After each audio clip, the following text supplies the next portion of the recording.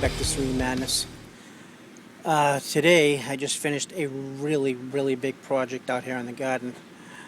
I put in this trellis. Well, me and Mini Madness put in this trellis. I bought it last weekend and I was been working on stuff all week, and I modified it to be able to, for somebody in a wheelchair like myself, to be able to effectively trellis a vine plant.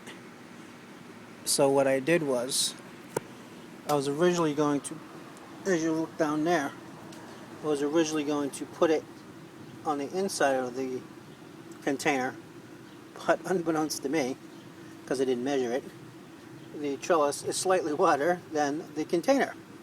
Because what I was going to do is I was going to put the trellis inside, and then I made those hooks, and those hooks took me like a half an hour to make, and now that they're useless, I don't really need them, and I just didn't really feel like taking them off. So those are supposed to basically just clamp on over the edge just to keep it stabilized, but I don't need it now because that thing's hammered into the ground on the bottom part of the trellis, and then the back lip of the container is also anchoring it in place. So what I did was these are called Super Sweet 100s cherry tomatoes. See right there, Super Sweet 100. And these are Cherokee purples, and there's some right there. And these things get really tall, and they're an indeterminate plant, which means that they will continue to produce fruit all the way up until the first frost. A determinate plant will only produce fruit once, but an indeterminate plant will fruit continuously. So there's a tip for you. So when you go to get your tomatoes, make sure that you get an indeterminate variety and not a determinate variety. That way you'll get vegetables all summer long up until the first frost. So what I did here was I added these little spindles down here on the side, and basically it was just a screw, a washer, and a piece of a pen body that I screwed into the side to make a cleat for the paracord to wrap around.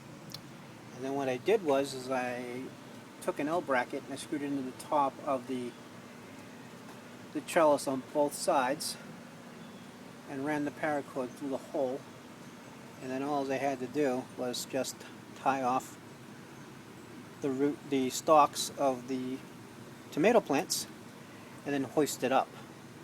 So as these get taller, I can basically continue to pull it up until it's kind of reached its max.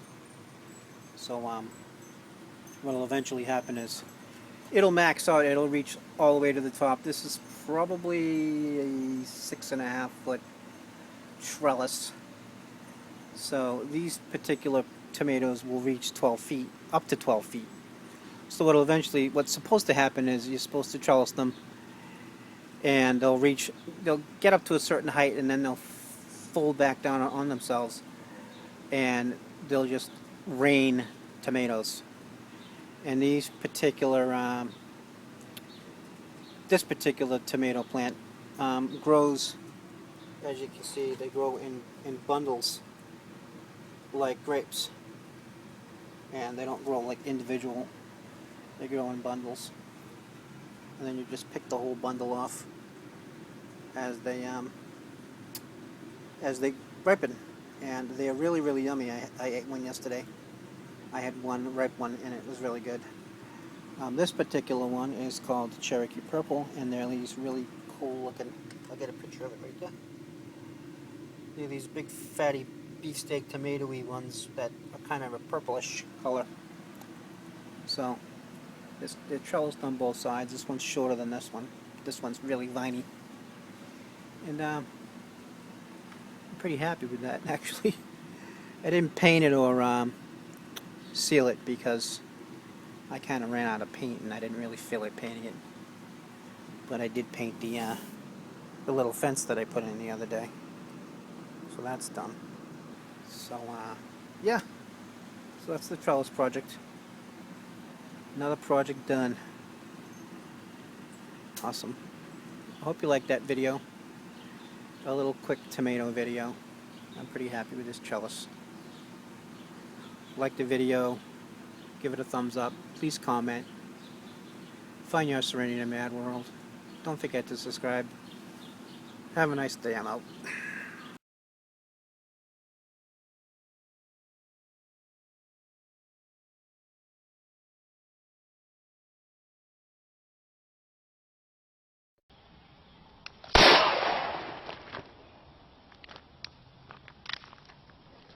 I just fucking shot myself.